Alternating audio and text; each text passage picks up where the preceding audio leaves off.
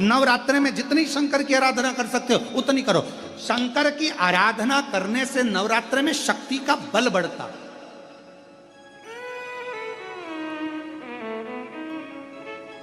शक्ति का बल। क्यों गुरुजी नवरात्र में शंकर जी की आराधना क्यों करना चाहिए? हमने कहा अगर माता रानी से जो मांगना है तुम्हें, अगर तुमने नवरात्रे में शिव जी की आराधना करिए, शंकर की कथा सुनिए, शंकर की आराधना करिए, शिव स्तुति करिए, शंकर को एक लोटा जल चढ़ाया, मां आद्य शक्ति तुम्हारे पर कृपा करेगी। क्यों? क्योंकि जिस स्थान पर शिवलिंग रखा होता है और जो हस्त कमल है वो मां पार्वती जगत जननी दुर्गा भवानी है। जब हम जल चढ़ाते हैं मां आद्य शक्ति अम्बा जगदम्बा 64 योगिनियों पर वो जल चढ़ जाता है और जगत जननी नवरात्र में प्रसन्न हो जाती है। वो जल की इतनी महत्वता है। आद्य शक्ति को प्रसन्न करना है, नवरात्र में शिव जी को जल चढ़ाओ।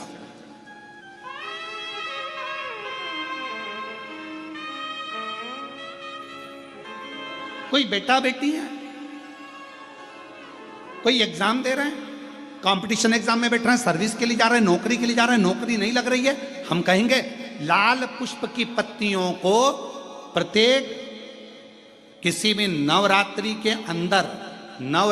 अंतर्गत 9 दिन का तुम नियम बना लो। जैसे कई माताओं का नियम रहता है, मेरा व्रत है, मैं दूध पर एक गिलास दूध पर व्रत करूंगी, मैं नंगे पैर चलूंगी, मैं ये व्रत करूंगी, मैं वो व्रत करूंगी। मैं बेटा बेटियों से कहूंगा, नवयुवक बच्चों से कहूंगा, अगर आप कंपटीशन एग्जाम में बैठ रहे हो, अपनी पूरी मेहनत करो, पूरा परिश्रम करो, रात दिन एक करो और लगे रहो। और 9 दिन तक नवरात्रि में 9 लाल फूल की 9 पंखड़ियां या 9 कोई भी चावल लाल कलर में कर कुंकू में कर अगर माँ जगत जननी के मंदिर में नहीं जा सकते, माँ भीड़ रहे तो शिवलिंग कि जो जलाधारी है, जहां पानी गोल घूमता है, इस जलाधारी पर कहीं पर भी नवरात्रे में 9 दिन तक या तो लाल फूल की पंखड़ी 9 या 9 चावल के दाने लाल कलर कर कुंकू में, लाल चंदन में उस स्थान पर चढ़ाना प्रारंभ करो। 9 दिन के बाद तुम्हें 15 दिन और निकलेंगे, उसके बाद तुम्हें खुद लगेगा कि तुम्हारी जॉब, तुम्हारी नौकरी तुम्हारा बाबा ने लगाया है। शक्ति का बल। परिश्रम जरूर करना, मेहनत जरूर करना, रात दिन पढ़ाई एक साथ करना और अपने परिश्रम को नहीं छोड़ना। मेहनत जरूर करो पर साथ में ये प्रयोग भी करो नवरात्रि का। देखो शिव और शक्ति का बल तुम्हें प्रसन्नता देता है कि नहीं देता? शिव शक्ति का बल हमें प्रसन्नता देता है कि नहीं देता?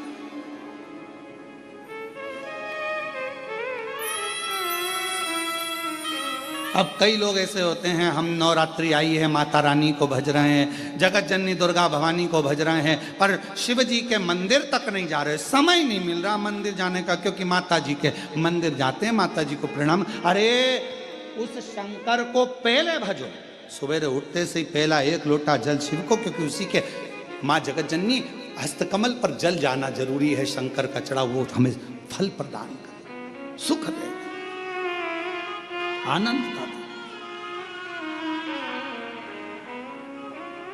और महादेव नमन चरणों में स्वीकार कीजिए, सबका किया है मेरा भी उद्धार कीजिए, उद्धार कीजिए।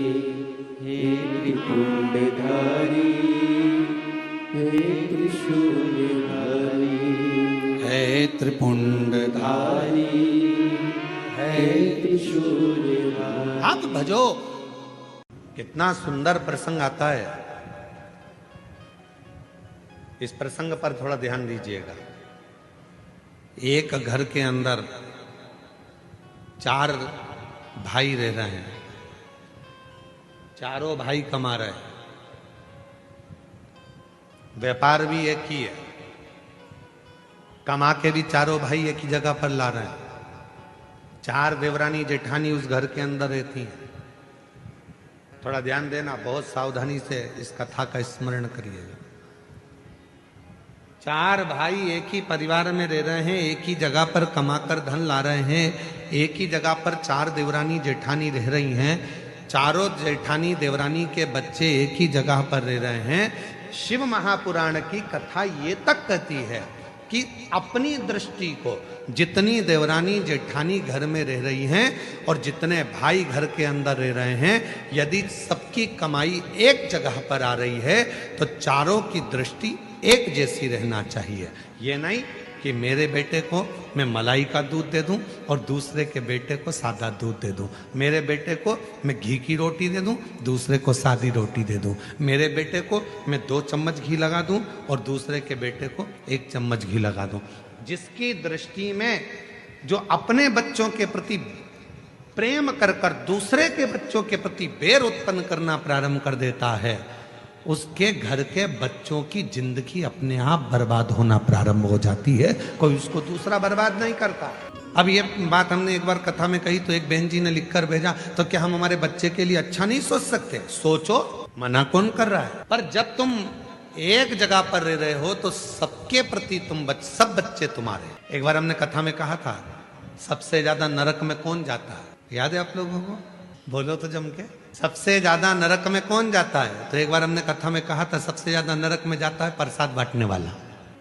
तो खूब इस पे लोगों ने हमको अपशब्द लिख कर भेजा कि बताओ, सीवर वाले महाराज ने कह दिया कि सबसे ज्यादा नरक में कौन जाता है, तो क्या प्रसाद बांटने वाला जाता है। प्रसाद बांटने वाला नरक में क्यों जाता है? तो कहा प्रसाद बांटने वाला प्रसाद कभी भी बंटता है तो अच्छी जगह पर बंटता है, धर्म की जगह पर बंटता है। मंदिर, देवालय, शिवालय, कथा, भागवत, सत्संग, संकीर्तन, तीर्थ, प्रसाद अच्छी जगह पर बंटता है। प्रसाद कभी किटी पार्टी में नहीं बंटता, प्रसाद शादी के फंक्शन में नहीं बंटता, प्रसाद 25वीं शादी की सालगिरह में नहीं बंटता, प्रसाद सिल्वर जुबली, गोल्डन जुबली पर नहीं बंटता, प्रसाद धर्म की जगह पर बंटता है। और जब धर्म की जगह पर कोई व्यक्ति प्रसाद बांटने खड़ा होता है, दूसरा आया तो हाथ ऐसा होता है, और खुद के घर का पहचान वाला आया तो हाथ ऐसा हो जाता है, वो व्यक्ति नरक चलेगा। पत्नी आई, हाथ बड़ा, बेटा आया, हाथ बड़ा, कोई दूसरा आया, हाथ छोटा, सबको ऐसे ऐसे ऐसे ऐसे दे रहे। तो जैसी पत्नी आके खड़ी हुई तो मुट्ठा भर के दे दिया, बेटा आया तो मुट्ठा भर कर दे दिया, कोई आया परिचित भाई आया, काका आया, काकी आई तो उन्होंने पस भर कर दे दिया। पर उसने ये नहीं सोचा कि हम धर्म की जगह पर खड़े होकर प्रसाद में भेदभाव कर रहे हैं। जब हम प्रसाद में भेदभाव कर रहे हैं तो वो परमात्मा की दृष्टि में रहेगा और हमको नरक भोगना पड़ेगा।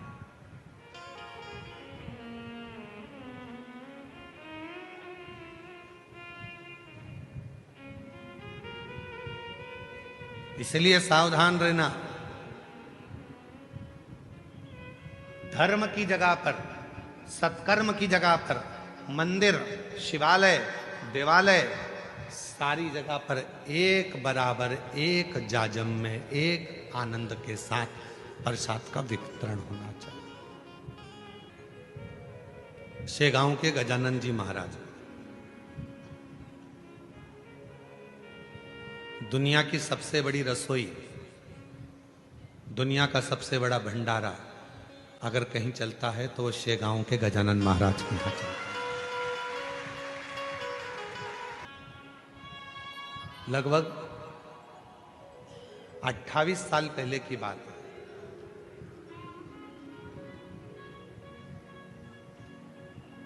और 28 साल से हो सकता है कि 29 साल 28 साल पहले की बात हो, हम शेगांव गए, भंडारे में भोजन प्रसाद चल रहा था।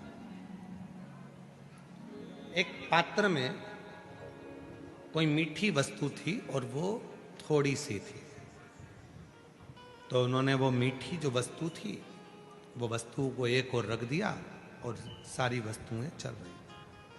तब हमने पूछा, एक माताजी वो परस रही थी, तो हमने कहा कि ये थोड़ी सी मीठी वस्तु बची है तो ये भी प्रसाद में दे देना चाहिए। तो उन्होंने कितनी सुंदर बात कही गजानन महाराज के दरबार में, जरा विचार करिए। उन्होंने कहा कि हम ये अगर ये थोड़ा सा सामान 2-4 लोगों को देंगे, 2-4 भक्तों को देंगे, और बाकी के भक्त यदि उस प्रसाद को नहीं ले पाएंगे और उन तक वो प्रसाद नहीं पहुंचेगा तो उसका दोष हमको लगेगा। इसलिए जब एक जाजम पर गरीब हो, अमीर हो, पैसे वाला हो, बड़ा हो, छोटा हो, जब एक जाजम पर बैठकर एक साथ भोजन कर रहे हैं तो उनकी भोजन की थाली में भी एक जैसा भोजन जाना चाहिए। वो गजानन महाराज का भोजन एक जैसा भोजन, उसमें भेद नहीं होना चाहिए। कहां खड़े हो धर्म की जगह पर, कहां खड़े हो सत्कर्म की जगह पर, और वहां पर भी अगर हम भेद करें तो फिर परमात्मा हमको दंड तो देगा। इसीलिए पहले भी कहा, मत बुरे कर्म कर बंदे वरना पछताएगा, भगवान की आंखों से तू बच नहीं पाएगा, तू बच नहीं पाएगा। अरे ओ अज्ञानी मत करना,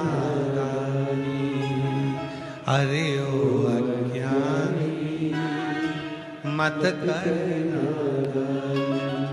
तेरे कर्म का फल भी तो ही पाएगा, जैसा किया तूने तेरे आगे आएगा।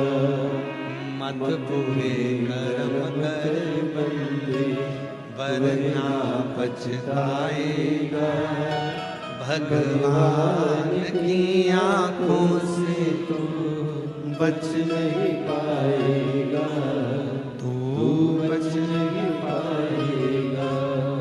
अरे ओ अज्ञानी मत करना।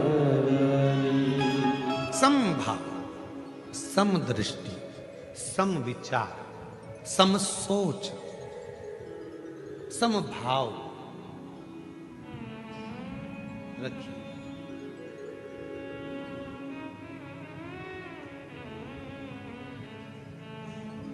आज के जमाने में लोगों की सोच दो मुखी हो गई, अपने लिए अच्छा सोचना, दूसरे के लिए बुरा सोचना। मेरा बेटा डॉक्टर बने, कलेक्टर बने, देह मनुष्य का शरीर, ये भी नहीं आ रही है। एक मानव की देह, मानव का शरीर, और उस मानव के शरीर में 5 कर्मेंद्री, 5 ज्ञान इंद्री और 1 मन, ये 11 रूपी इंद्रियां, इनको कंट्रोल में रखना बहुत कठिन। आज एकादशी का लोग व्रत करते हैं, करना भी चाहिए। परम भगवदीय जीव एकादशी का व्रत करते हैं कि हम भोजन छोड़ देते हैं, हम ये नहीं खाएंगे, हमारी एकादशी है, हम ये नहीं खाएंगे, हमारी एकादशी है। पर शिव महापुराण की कथा कहती है कि एकादशी सफल कब होती है, जब आपकी 5 कर्मेंद्री, 5 ज्ञानेंद्री और 1 मन ये आपके कंट्रोल में हो, तो समझ लो कि एकादशी पूर्ण हो गई और एकादशी का फल आपको प्राप्त हो गया।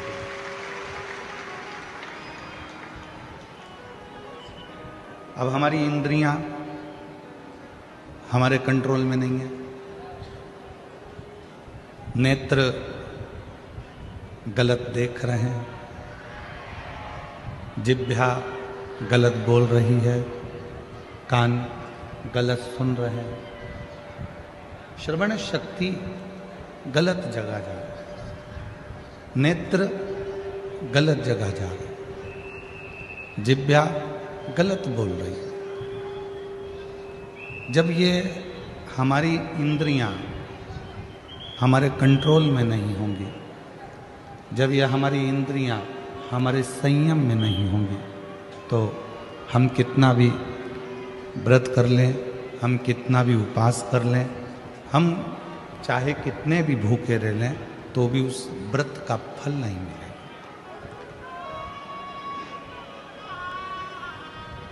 व्रत का फल कब मिलता है? जब हमारी इंद्रियां हमारे काबू में,